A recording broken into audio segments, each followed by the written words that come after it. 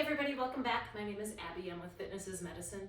Today we're going to do another great strength training workout you can do in your home. I require minimal space, minimal equipment, and easy to follow directions. Come into these workouts warmed up and ready to move. 5 to 10 minutes of a cardio workout just to get that heart rate up a little bit, get your muscles and joints warmed up and ready for movement, and your mindset ready for movement. Sometimes the hardest part of a workout is getting started, getting moving. And once you start that process, it's easier to keep moving. Okay, today we're just gonna need a couple bands. You can use the same band for both. I've got one hooked up here, looped around my elliptical here, and you can loop it around anything. You could try a door handle, you can try, like I have door anchors, you could just use the same height for both. You could use the same band for both. But I have another one over here that's looped through my door. And that's all you need today. Okay, let's get started. We're gonna start with a one arm row. So you want that band about shoulder, hip height, or right in between, that's fine. So with this, I'm gonna have you pulling back, and I wanna resist twisting. So I want you to stand nice and strong, a good athletic stance, abs nice and tight, and I want you to pull back and slowly control back. When you pull back, you're resisting twisting because it's tempting to want to do this. And I want you to stay facing that source of resistance. You can step back a little if you need a little more. Control that band both directions. When you go forward, stop when your arm is straight. Don't let it twist you this way or let your shoulder come forward like that. You want to stay stable. Tummy nice and tight and breathing. And 10. All right. Now we're going to switch arms. Make sure your shoulders are down and back. You're set. Pull back, driving that elbow towards the back of the room, thinking about squeezing that shoulder blade. Control that band. 6, 7, 8. 2 more, keep breathing, good posture, resist that twist. And rest, good. Okay, next we're gonna do a floor to stand. Now, if this is something that you are able to do and you don't have any problem with it, I want you to still continue to do it. It's a great full body exercise. And I also wanna go over how to do it properly so that we can avoid ending up falling while we're trying to stand up. So on your hands and knees, I want you to bring one foot forward, and then you're gonna bring that body weight up over your hips, curl that back foot under so that you're pushing from both legs, and then you're going to stand up. Now, if you are home alone and you're not sure you can do this, you could wait until somebody's there, or make sure you are near something sturdy that can help you up if you need it. Remember to curl that back toe under. Many people try to stand up really just using this leg, and that's really hard. It's like a one leg squat. And just trying to stand up using this leg can be really hard. Use both legs. It's just like when we do a split stance squat and we come from here. So use both legs. So forward, back, and you can push off that knee if you need to, or if you're next to something like your coffee table or something like this that you need to push off, that's okay. To get started, something sturdy, something that isn't going to move, back. Remember, curl that back toe under so you're pushing up with both legs. Now I'm alternating, so you can either do that, or if you're doing it next to something and you need that support next to your coffee table or a kitchen chair or something, then do all one side and then turn around for the other side. So you want that base of support opposite the leg you're standing up with, because that gives you that ability to push off of both. Let's do 2 more on each side. So start with just a few. If this is really challenging for you, start with, maybe 2 or 3 on each side. Really work on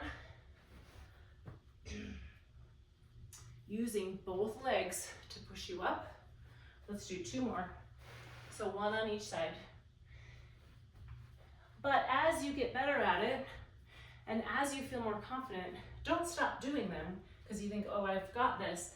Keep doing them. Keep practicing and keep building those muscles so that you can continue to do it as you age. Also,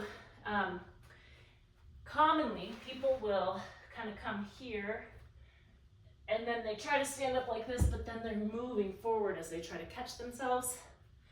And that is a way, if you have fallen, you want to be able to stand up safely without falling again. So really work on those muscles. This is a very important thing as we get older. I know that it can be a big challenge, and we want to keep those muscles strong. Okay, next we're going to do a shoulder stabilization. So now we're going to do shoulder internal rotation. So I've got this band, elbow glued to my side, hand up like I'm holding a platter, and I want to just pull across like this. Now your elbow will stay glued to your side. 4, 5, 6. Now, just like everything, my knees and my hips are bent just slightly. My core is engaged. And 10. Now we'll turn. So you can see from behind, my elbow is at a 90-degree angle. I'm keeping my core engaged, shoulders down and back. Good posture to start with. All of these are important to start with good posture, because if I'm starting here, first of all, I have limited range of motion, and second of all, it will work the muscle much more effectively with that good posture. Okay, now we're going to do some hip stabilization. So standing hip extension. So standing just like this, facing, either a wall or a chair or something sturdy to hang on to. I want you to stand, and we're gonna bring one leg back like this. Now, I'm keeping my knee straight, driving my heel towards the back of the room, and I'm squeezing under my glute here. 6. Now, importantly, this hip is standing tall. So I'm working this hip as well. The one that's standing is working as well. All right, switch.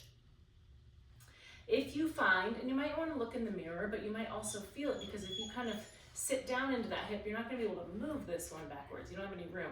So this hip is stabilizing by standing. This hip is doing the work by squeezing under that glute. It's not a very far movement. My foot is barely clearing my standing heel. So you're not tipping forward, really isolating those glutes. Okay, good. Next, we're gonna work on, I forgot I need a chair. So we're gonna work on some mobility, torso, thoracic mobility.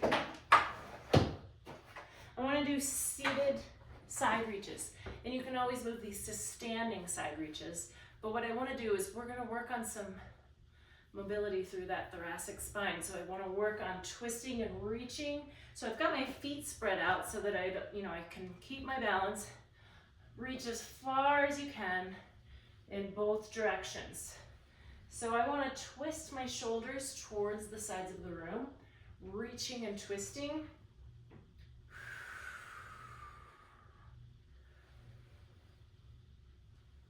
This may not seem like something super challenging, but it's an important one, especially if you're starting to notice a little bit of decreased kind of range of motion in your spine. And this is also a safe place to start. If you are worried about any twisting, you're supported by the chair. Again, thinking about keeping that tummy nice and tight. You're always working on your core tightness. That's where all of our movements kind of start from. Okay, that's good, rest. Now, last, we're going to do some tandem stance holds. Now, we do this in succession with other exercises a lot, and sometimes it's good to just break it down and do just that exercise. Now, if you're finding that the tandem stance feels a little bit too challenging, you can come out to the side like this, a little staggered stance, or even just start with your feet super close together and stand. And that can be hard because, we talk about a nice wide base of support for a lot of exercises. Bringing it in really challenges your balance. So you want to work on posture, core tight. The more you think about keeping your core tight here, the easier it is.